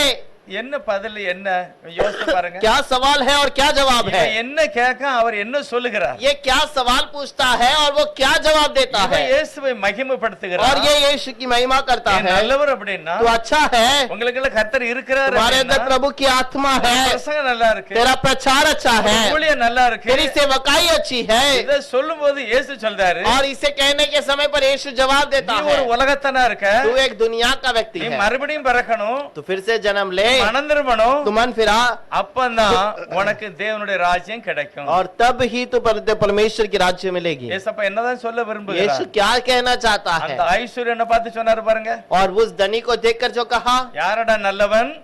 कौन भला है? தேவன் ஒருவர் தான் நல்லவர், केवल प्रभु एक ही भला है। இந்த ஒரு ஆளு தான் நான் நினைச்சா தான் உனக்கு நித்திய ஜீவன்। अगर वो एक ही व्यक्ति मैं हूं करके समझेगा तो तुझे नित्य जीवन அதே है। பதில் தான் நிக்கோதேமுடன் और சொல்றாரு, यही जवाब उसने निकोदेमस से कह दिया, நீ மறுபடியும் பிறக்கணும், तू फिर से जन्म ले, நீ பரிசுத்த ஆவியில பிறக்கணும், पवित्र आत्मा से நீ जन्म ले, ஜலத்தினால பிறக்கணும், तू जल से जन्म ले, அப்பதான் இயேசுவை நீ மேசியாவாக பார்ப்பாய், और तब ही तू यीशु को मसीहा करके இவர்தான் समझेगा, ராஜா நீ அடையாளம் கொண்டு और கொள்வாய்। यही वो राजा है करके जान लेगा। இந்த வார்த்தையை தான் நிக்கோதேமுடன் சொல்றாரு। यही बात को निकोदेमस को कहता है। நிக்கோதேமு சொல்றாரு, அப்ப நான் மறுபடி பிறக்கணுமா? निकोदेमस पूछता है, क्या मुझे फिर से जन्म लेना है? எங்க அம்மா வயித்துல போய் மறுபடி பிறக்க முடியுமா? मैं क्या माँ के कोख में फिर से जाकर जन्म ले सकता हूँ? அப்படி நான் சொல்லலடா, मैं ऐसा नहीं कहता। ஜலத்தினாலும் ஆவியினாலும் மறுபடி பிறக்க और வேண்டும்। तू अपने जल से और आत्मा से जन्म ले, தேவனுடைய வார்த்தையை அடையாளம் கண்டு நான் யாருன்னு நீ புரியணும்। और परमेश्वर के आत्मा को तू पाकर मैं क्या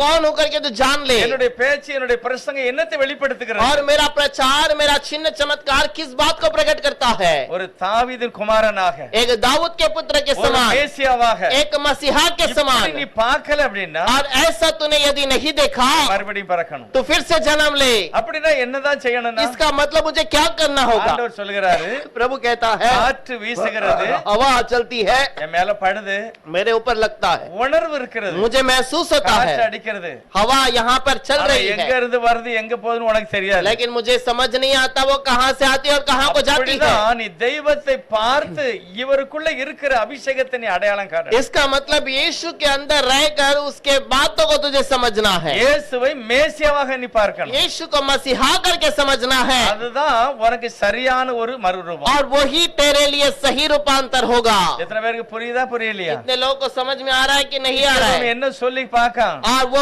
निकोदेमस क्या कहना ஒரு चाहता நல்ல है, மனிதனாக பார்த்தான். और उसने एक अच्छा व्यक्ति करके समझ लिया, அதனால இயேசுனார் சொல்றாரு, इसीलिए यीशु ने उसको நீ जवाब दिया, மறுபடியும் பிறக்கணும். तू फिर से जन्म ले, உன் இருதயம் சரி கிடையாது. तेरा मन सही नहीं நீ है, என்னை மனிதனை போல तू பார்க்க. एक मनुष्य के समान मुझे देखता है, ராஜாதி ராஜா, मैं राजाओं का राजा हूँ, கர்த்தாதி கர்த்தர். प्रभुओं का प्रभु இது நீ हूँ। மறுபடி பிறந்தாதான் உனக்கு தெரியும். तू फिर से जन्म लेगा तो ही तू मुझे समझ पाएगा, வார்த்தையிலே நீ பிறக்க வேண்டும். और तू वचन से जन्म ले। பேதுரு முதல் அதிகாரத்துல சொல்கிறார். पत्रस पहले अध्याय में कहता है, யாக்கோபு 1:18 அப்ப ஒரு வசனம் இருக்கு. याकूब 1:18 के अंदर भी एक वचन है, ரெண்டும் பாத்தீங்கன்னா ஒரே மாதிரி காரியத்தை दोनों एक ही வெளிப்படுத்துறது. बात को प्रकट करता है। யாக்கோபு 1:18 வாசிக்கலாம். याकूब का 1:18 पढ़ेंगे। அதேதான் பேதுரு சொல்லுகிறார். அவர் சித்தம் கொண்டு தம்முடைய சிருஷ்டிகளில் நாம் முதற் பலன் ஆவதற்கு நம்மை சத்திய வசனத்தினாலே ஜெனிப்பித்தார். பைபிள் சொல்லுகிறது, சத்திய வசனத்தினாலே என்னை மறுபடியும் பிறக்க வைத்தார். सत्य वचन के द्वारा उसने फिर से मुझे जन्म दिया। அப்ப என்னுடைய வசனத்தை கேட்டே நீ மறுபடி பிறந்திருக்கணும். और इसका मतलब मेरे शब्दों को, मेरे प्रचार को सुनकर तुझे फिर से जन्म लेना चाहिए। இவர்தான் மேசியான்னு நீ அடையாளம் காணணும். यही मैं ही मसीहा को हूँ करके तुझे जानना चाहिए। சமாரியா ஸ்திரீ கண்டுபிடிச்சுக்கிட்டாளே, समारिया स्त्री ने पहचान लिया, கொஞ்ச நேரம் தான் பேசினா. थोड़ा समय उसने बातें किया। அவ என்ன சொல்றா தெரியுமா? वो क्या कहती है, உண்மையிலே நீ ஒரு தீர்க்கதரிசி, सच में तो एक भविष्य रखता है, தீர்க்கதரிசி தான். तो एक भविष्य रखता है। ஐயா எவ்வளவு ரகசியத்தெல்லாம் சொல்லிட்டே இருக்கு. कितने गुप्तों को तूने कह दिया, எவ்வளவு ரகசியமான காரியத்தை சொல்லிட்டே இருக்கு. कितने गुप्त बात को तूने प्रचार में बता दिया। தீர்க்கதரிசி தான். तू भविष्य रखता ही है। ஆண்டவர் சொல்கிறார், प्रभु कहता है, அவளை பார்த்து சொல்கிறார், उसे देखकर कहता है, இன்னும் அதிகமான காரியத்தை நீ பெற்றுக்கொள்ள முடியும். और भी बहुत सारी बातों को तू पाएगी। சொல்றா, ஐயா மேசியா வருவாரு, ரொம்ப விவரமா பேசுவாரு. और वो कहती है कि मसीहा आएगा और बहुत सारी चीजों को இயேசு प्रकट சொன்னார், कराएगा। உன்னுடனே பேசுகிற நானே அவர். और यीशु कहता है, तुझसे बातें करने वाला मसीहा मैं हूँ। சமாரிய ஸ்திரீ மேசியாவினுடைய வார்த்தையை கேட்டு சத்தத்தை கேட்டு புரிஞ்சுக்கிட்டான். और वो समारिया स्त्री मसीहा के शब्दों को सुनकर समझ गई। இயேசுவை அடையாளம் கண்டால் நித்திய ஜீவன் தான். यीशु को समझ जाओगे तो आपके लिए नित्य जीवन है। அடையாளம் கண்டுபிடிச்சா கண்டிப்பா பின்னால போயிருவாங்க. और यीशु को समझ लोगे तो तुम उसके पीछे चलना शुरू करोगे, அப்படி இல்லன்னா அவங்க பின்னால போக மாட்டாங்க. नहीं तो वो पीछे नहीं चलेंगे। பின்னால போவாதது எப்படி தெரியும்? और यीशु के पीछे चलना और नहीं चलना कैसे समझ आता है? அவங்களுடைய பேச்சு கிறிஸ்தவங்களாவே நடப்பாங்க. उनकी बातें, उनका चाल चलन वो मसीहा के समान चलेंगे। கண்டிப்பா அவங்களுடைய மாற்றம் ஆயிரும். जरूर उनके जीवन में बदलावट होगा। அவங்களுக்குன்னு ஒரு நேரம் ஒதுக்கி இருப்பாங்க. वो अपने लिए एक अलग समय रखेंगे, வேதம் வாசிக்கிறதுக்கு ஒரு நேரம் இருக்கும். कलाम पढ़ने के लिए एक समय, ஜெபம் பண்ணுவதற்கு நேரம் இருக்கும். प्रार्थना करने के लिए समय, எப்படியாவது தேவனோட செலவிடுவதற்கு எல்லாத்தையும் வகுத்து வச்சிருப்பாங்க. कैसे न कैसे प्रभु के साथ समय बिताने के लिए सोचे होंगे। அவங்க சொல்ல மாட்டாங்க பைபிள் வாசிக்கிற நேரம் இல்ல, वो ऐसा नहीं कहेंगे कि बाइबल पढ़ने के लिए समय नहीं, ஜெபம் பண்ண நேரம் இல்ல. प्रार्थना करने के लिए समय नहीं। இவங்க எல்லாம் அந்த ஓடியந்தா பாருங்க வருதேன். ये सब जो दौड़कर जो जवान आया था முழங்கால் படிட்டு घुटने में आकर, எனக்கு நித்திய ஜீவன் வேணும், मुझे नित्य जीवन அவனை चाहिए। பற்றி பைபிள் சொல்லுது துக்கமுகத்தோட और போய்விட்டான். उसके बारे में कलाम कहता है कि दुख होकर लौट ஆனா गया। சமாரிய ஸ்திரீ அப்படி இல்ல. लेकिन समारिया स्त्री ऐसे नहीं, அந்த வசனம் விளங்கிச்சு அவ்வளவுதான். थोड़ा वो वचन समझ में आ गया, அப்படியே தன்னை ஒப்பு கொடுத்தார். अपने आप को अर्पण की। இவர்தான் மேசியா. அப்படி यही तो मसीहा है, ஒரு குருடன் கண் தெரியாது, एक अंधा जिसे दिखाई नहीं देता। இயேசு அந்த பக்கமாக போகிறார். यीशु सड़क से जाता है, அவரை பற்றி கேள்விப்பட்டிருந்தான். उसके बारे में सुना, இது என்னையா கூட்டமா போற மாதிரி தெரியுது, எனக்கு கண்ணு தெரியலையே அப்படின்னாங்க. ये कौन सा भीड़ है यहाँ चल रहा है, मुझे आंख से दिखाई नहीं देता। யாரோ ஒரு சொல்றாங்க அங்க இயேசு போகிறார். किसी ने कहा वो यीशु चल रहा இந்த है। குருடன் சொல்லுதான், ये अंधा कहता है, தாவீதின் குமாரனே எனக்கு இறங்கும் அப்படின்னு. दाऊद के पुत्र मेरे ऊपर तरस खा। ஒரு குருடன் கூட एक अंधा அவரை भी அடையாளம் கண்டு उसको पहचान लिया। அவர் பரிதிமேயும் बर्तले में हूँ। அவன் பார்வை அடைஞ்ச உடனே என்ன செஞ்சான்? वो दिखने के बाद क्या किया? யாருக்கெல்லாம் தெரியும்? அவன் பார்வை அடைஞ்ச உடனே என்ன செஞ்சான்? दिखने के बाद क्या किया? பார்வை அடைஞ்ச உடனே என்ன செய்தான்? और आंखें दिखने के बाद क्या किया? வீட்டுக்கு போற இயேசுக்கு பின்னால போனான். और घर पर वापस नहीं लौटा, यीशु के पीछे चला அவனுக்கு गया। தெரிஞ்சு போச்சு இவர்தான் தாவீதின் குமாரன். और वो समझ गया कि यही मसीहा வேற है ஒண்ணுமே எனக்கு வேண்டாம். और कोई भी कुछ नहीं चाहिए। இவருக்கு என்னது இஷ்டமோ அதையே நான் செய்வேன். इसको जो पसंद है वही मैं करूंगा। அதுதான் கர்த்தர் இந்த காலை வேளையில நம்மை பார்த்து சொல்லுகிறார். यही बात को यीशु आज सुबह के समय हमें देकर कहता है, விருப்பமானது என்னது? जो प्रभु के लिए पसंद है वो क्या है? தேவனுக்கு விருப்பமானது என்னது? प्रभु के लिए क्या पसंद है? ஆண்டவருடைய சித்தப்படி நடக்கிறது. प्रभु की इच्छा से चलना। ஒரே ஒரு வசனம் வாசிக்கலாம். एक वचन पढ़ेंगे பழைய ஏற்பாட்டுல पुराने नियम के अंदर, என்னாகமம் 14வது அதிகாரம் गिनती का किताब 14वां अध्याय 24வது வசனம் ஒரு ஆள் வாசிப்போம். 24वां वचन, एक वचन एक व्यक्ति पढ़ेंगे। என்னுடைய தாசனாகிய காலேப் வேறு ஆவியை உடையவனாய் இருக்கிறபடியினாலும் உத்தமமாய் என்னை பின்பற்றினபடினாலும் அவன் போய் வந்த தேசத்திலே அவனை சேர பண்ணுவேன், அவன் சந்ததியார் அதை சுதந்தரித்துக் கொள்வார்கள். அடுத்து இன்னொரு ஆள் யோசுவா 14வது அதிகாரம் 7வது வசனத்தை வாசிப்போம். योशुआ 14:7 पढ़ेंगे।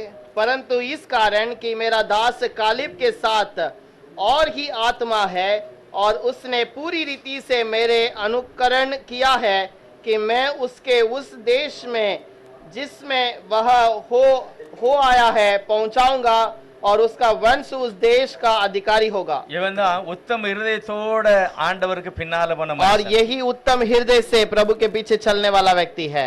மோசே என்னை அனுப்புகிற நாளில் சரி, இவன் யாருக்கெல்லாம் தெரியும்? किसको? இந்த யோசுவா, இந்த காலேப்பு, योशुआ और कालेब के बारे में कौन कौन जानता है? இவங்க இயேசுக்கு பின்னால போனாங்க, இவன் உத்தமமா நடந்தான் அப்படின்னு போட்டிருக்கு. और ये यीशु के पीछे चलते थे और उत्तम हृदय से चले हैं, ऐसा करके लिखा है। என்னதான் செய்தாங்க இவங்க? और इन्होंने ऐसा क्या काम किया?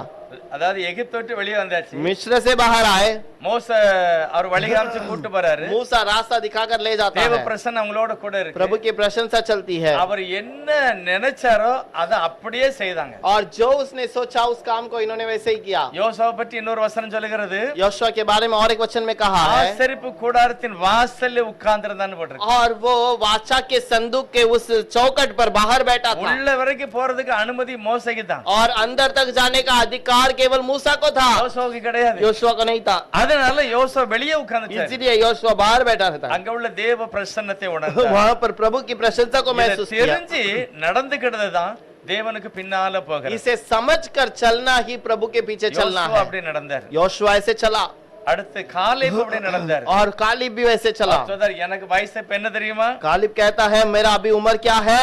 85 வயசு. और मुझे अभी 85 उम्र हो चुका ஆனா है। 40 வயசுல நான் எப்படி இருந்தானோ அந்த பலன், அந்த விசுவாசம் எனக்கு இன்னைக்கு இருக்கு. और वो कहता है जो 40 उम्र में जो सामर्थ और ज्ञान था वही बात अभी भी है। இவங்க தான் தேவனுக்கு பின்னால போனவர்கள், यही प्रभु के पीछे चलने वाले, சாட்சியாய் நின்றவர்கள். प्रभु के लिए गवाही में रहने वाले। நமக்கும் நல்ல பலன் வேணுமா? हमें भी अच्छा बल चाहिए। தேவன் விரும்புகிற ஒரு அனுபவம் வேணும் அப்படின்னு. प्रभु का चाहने वाला एक हृदय चाहिए। எங்கேயோ போய் என்னத்தையோ சாதிக்கிறதல்ல, कहीं पर जाकर कुछ बात को पूरा करना கர்த்தருடைய नहीं। ஜனத்தோட தான் போனாங்க இவங்க. प्रभु के समूह में ही चल के गए। யார் காலேப் வேற எங்கேயோ போகல, அவங்க கூட தான் போறாங்க. खालिब और कहीं नहीं गया, प्रभु के साथ ही चला। யோசுவாவும் எங்கேயோ தனியா ஒரு வழியெல்லாம் உண்டாக்கல, கர்த்தருடைய ஜனத்தோட தான் போறாங்க. और योशुआ भी ऐसे ही कहीं पर नहीं गया, प्रभु के लोगों के साथ चला। கொடுக்கப்பட்ட வேலையில உத்தமமா இருந்தாங்க, और दिए गए काम पर उत्तम थे, குடும்பத்துல உண்மையா இருந்தாங்க, परिवार में उत्तम थे, அவங்களுடைய வேலை எல்லாமே உண்மையும் உத்தமமா இருந்தது. और उनका काम सब कुछ नेक था। इसीलिए வேதம் சொல்லுது, இவன் உத்தமமாக என்னை பின்பற்றினான். कलाम कहता है कि ये उत्तम हृदय से मेरा पीछा किया।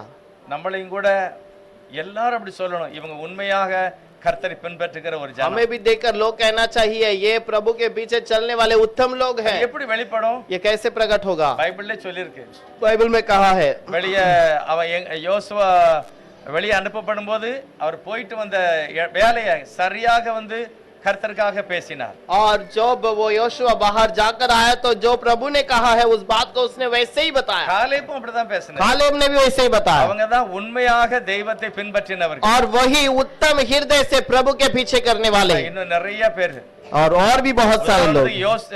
யூதாச பாத்தீங்கன்னா और यहूदास को यदि देखें, பின்னாலே போனா पीछे तो चलता था ஆனா இயேசுக்கு பின்னால போகல, लेकिन यीशु के पीछे नहीं, அந்த கூட்டத்தோட போனா அவ்வளவுதான், केवल उन झुंड के साथ चला, கடைசில ஒன்றுமில்லாமல் வெறுமையாக்கப்பட்டார்। लेकिन आखिर में खाली किया गया। நம்ம இயேசுக்கு பின்னால போணும், हम यीशु के पीछे चलना चाहिए, कालेब के समान, யோசுவாவை போல, योशुआ के அந்த समान। பர்திமே குருடன கண் பார்வை கிடைச்ச உடனே और बरते में जैसा अंधे को आंखें दिखाई दी, அந்த சமாரிய ஸ்திரீ वो समारिया स्त्री ஊரையே கூட்டி இயேசுக்கு கூட வந்து கொண்டாந்து पूरे नगर को इकट्ठा करके यीशु के सामने खड़ा किया। இவங்க எல்லாம் ஆண்டவரை அடையாளம் கண்டதனால நடந்த அற்புதம்। अब इन लोगों ने प्रभु को पहचान लिया, इसीलिए अद्भुत हुआ। நமக்கு தெரியுமா நம்ம ஆண்டவர் நம்முடைய காரியங்களை முழுமையாக ஆசீர்வதிக்க முடியும்। क्या आप जानते हैं हमारा प्रभु हमारे हर एक बातों को आशीष कर सकता है? வேண்டிய சகல நன்மைகளை அவருக்கு செய்ய முடியும்। हमको जो जरूरत है सब कुछ वो पूरा कर सकता அந்த है। நம்பிக்கை இருந்தா वो भरोसा, நம்ம எல்லாரும் என்ன செய்வோம், உட்கார்ந்தோம் தேவ சமூகத்துலன்னு ஒரு நேரத்தை ஒதுக்கிறோம்। और वो समझ में आ जाता है तो हम प्रभु के लिए एक समय अलग करेंगे। என்ன பிரச்சனை வந்தாலும் சரி போட்டுருவோம், कोई भी समस्या क्यों ना आए, हम घुटने में आ जाएंगे। அதுதான் தேவனை பின்பற்றுகிற ஒரு கூட்டம்। और वही एक झुंड है जो प्रभु का पीछा करता है। கர்த்தர் அப்படிதான் சொல்றார், आखिर में प्रभु ने इसे कहा, மனுஷகுமாரனுக்கு பின்னால வந்த கூட்டம், मनुष्य के पुत्र के पीछे चलने वाला झुंड। நம்ம அழைக்கப்பட்டிருக்கிறோம், और इसीलिए हम बुलाए गए हैं, முடிவோ நித்திய ஜீவன், और उसका अंत अनंत जीवन है। கர்த்தர் அப்படிப்பட்ட மகிமையான ஆசீர்வாதத்தை நம்ம ஒவ்வொருவருக்கும் தரணும்। प्रभु वैसा आशीष हर एक को दे, இயேசுவினுடைய நாமத்தினால, यीशु के नाम से आमीन। எல்லாரும் ஜெபம் பண்ணலாம், हम सब प्रार्थना करेंगे। எல்லாரும் கர்த்தரை நோக்கி பார்க்கலாம்। हम सब प्रभु की ओर देखें। உலகம் எத்தனையோ பேர் நித்திய ஜீவனுக்காக எங்கெல்லாமோ போறாங்க, और दुनिया के लोग कितने अपने मर्जी से कहां कहां जाते हैं, நித்திய ஜீவனுக்காக नित्य जीवन के लिए எப்படியெல்லாமோ தங்களுடைய வேஷத்தை மாற்றுகிறார்கள், अपने रूप को कैसे अलग अलग तरीके से बदलते हैं। பைபிள் சொல்லுகிறது, बाइबल कहता है, இவங்க எல்லாம் வெளி வேஷமாக और இருக்கிறார்கள், ये सब बाहर दिखावट का है, இருதயமோ வெகு தூரம் விலகி இருக்கிறது, लेकिन इनका मन मुझसे बहुत दूर है, தேவ சித்தத்துக்குள்ளாக ஒப்பு கொடுக்கிறவர்கள்। और प्रभु के मर्जी के लिए अर्पण करने वाले। நிக்கோதேமை பார்த்து கர்த்தர் சொன்னார், निकोदेमस को देखकर प्रभु ने कहा, மறுபடியும் பிறந்தாதான் என்னை அடையாளம் காண முடியும், तू फिर से जन्म लेगा तो तू मुझे पहचान सकता அப்பதான் है, என்னை பின்பற்ற முடியும்। और तभी तू मुझे पहचान கர்த்தர் सकेगा। அவனோடு சொல்லுகிற ஒரு வார்த்தை, प्रभु उससे कहने वाला एक बात, 13வது வசனத்துல கர்த்தர் சொல்லுகிறார், 13वें वचन में प्रभु कहता है, பரலோகத்திலும் பூலோகத்திலும் ஒரே நேரத்தில் இருக்கிறவராக என்னை பார்த்ததான் உனக்கு நித்திய ஜீவன்। स्वर्ग में और पृथ्वी पर एक ही समय पर तू जब मुझे देखता है तब नित्य जीवन ஒரே है। நேரத்துல பரலோகத்திலும் பூலோகத்திலும் நிற்கிறதை நீ காண வேண்டும்। और एक ही समय पर मैं ही स्वर्ग पर भी हूँ, तेरे सामने भी हूँ करके तू समझना चाहिए। நிக்கோதேமை பார்த்து கர்த்தர் சொன்னார், निकोदेमस को देखकर प्रभु ने कहा, ஏற்றுக்கொண்டவன் ரட்சிக்கப்பட்டான், जो स्वीकार किए वो बचाए गए, அந்த ஒரே ஒரு சர்வ வல்லமை உள்ளவரை, और मैं भी उस सर्वशक्तिमान को, பரலோகத்திலும் பூலோகத்திலும் ஆளுகை செய்கிறவரை, और स्वर्ग में आकाश में जो राज्य करने वाले, அவரே வழியும் சத்தியம் ஜீவனுமாய் இருக்கிறவர், और वही मार्ग सत्य और जीवन है। அந்த ஒடுக்கத்தை முழு இதயத்தோடு ஆராதிக்கும் போது கர்த்தர் நமக்கு நித்திய ஜீவனை पूरे हृदय से आराधना करने के समय पर नित्य जीवन மகிமையான होगा। ஆண்டவரே உம்மை ஸ்தோத்திரிக்கிறோம்। महिमा का परमेश्वर धन्यवाद। கூடுகிறது உம்முடைய நாமத்துக்கு மகிமையா, हम जो इकट्ठे हुए हैं आपके नाम के महिमा के எங்கள் लिए, ஒவ்வொருவருக்கும் அது ஆசீர்வாதமாக हम இருக்கட்டும்। हर एक के लिए वो आशीषित बने। நாங்கள் விருதாவாக ஓடக்கூடாது, हम व्यर्थ न दौड़े प्रभु, நான் நித்திய ஜீவனை பெற்றுக்கொள்ளத்தக்கதாய் ஓட கிருபை नित्य செய்யுங்க। जीवन को पाने के लिए दौड़े। ஒவ்வொரு குடும்பங்களிலும் மனைவி கணவன் பிள்ளைகள் எல்லாரோடு அப்படிப்பட்ட மகிமையான சாட்சிகளாய் விளங்க கிருபை हर செய்யுங்க। एक परिवार में पत्नी पति बच्चों के साथ में वैसे बातों को पाए, நாங்கள் ஒன்றை நித்திய ஜீவனை இழந்து போகாத கூட்டமா இருக்கிற नित्य जीवन को ना खोते हुए चले के लिए मदद कर। சமூகத்துல நாங்கள் உட்கார வேண்டாம், और आपके समूह में हम इंतजार வேதத்தை करें, தியானிக்க வேண்டும், आपके कलाम को ध्यान நாங்கள் करें, கிறிஸ்தவனாகவே வாழ வேண்டும்। मोहम्मद मसीहा के बने प्रभु। அப்படிப்பட்ட ஆசீர்வாதம் ஒவ்வொருவரோட இருக்கட்டும், वैसा आशीष हर एक के ऊपर रहने இயேசு दे। கிறிஸ்துவின் நாமத்தினால பிதாவே, यीशु के नाम से मांगते हैं पिता। ஆமென்। நம்ம எல்லாரும் எழுந்திருந்து பாட்டு பாடலாம், हम सब खड़े रहकर एक गीत गाएंगे।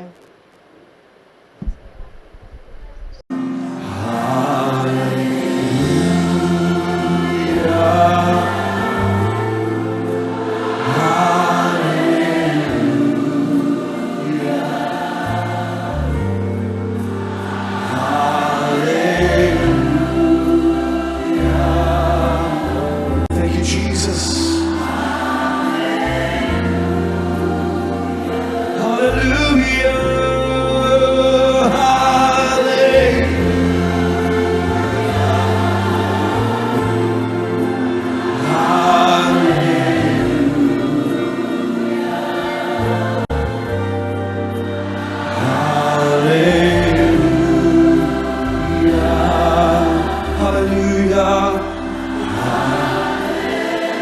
Come on, let's sing. Thank you, Jesus.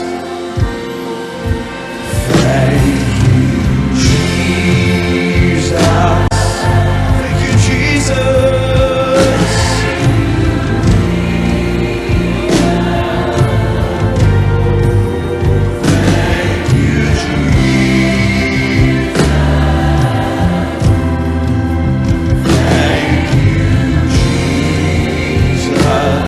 Thank you, Jesus. Thank you, Jesus.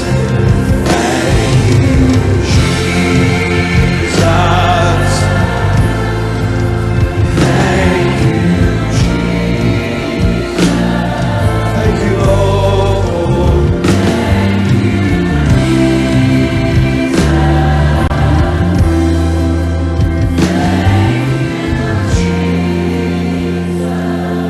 Let's sing this. Holy, holy.